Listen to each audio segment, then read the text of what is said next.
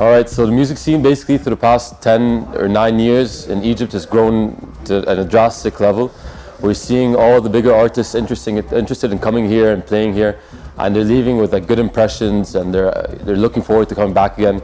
And also the local scene itself is thriving. We have a lot of artists, that are starting to really understand music production. They're getting signed on big labels abroad, and they're getting recognition all over the world.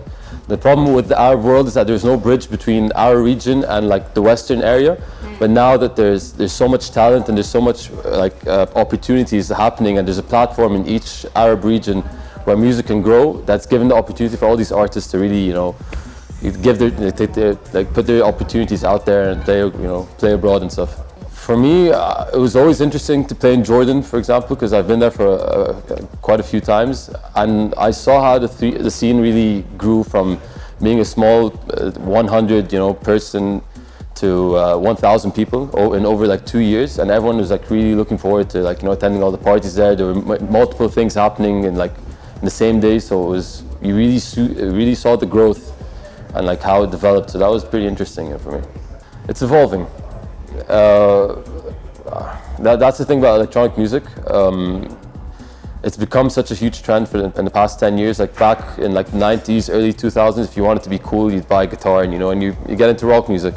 Nowadays, everyone's buying like controllers and DJ sets and becoming a DJ. So the education itself is becoming different, but at least in terms of the electronic music umbrella, it's growing and people are much more aware from it. They start off in young ages listening to music, and then it develops, throughout the years. So it's I don't see it, stopping anytime soon.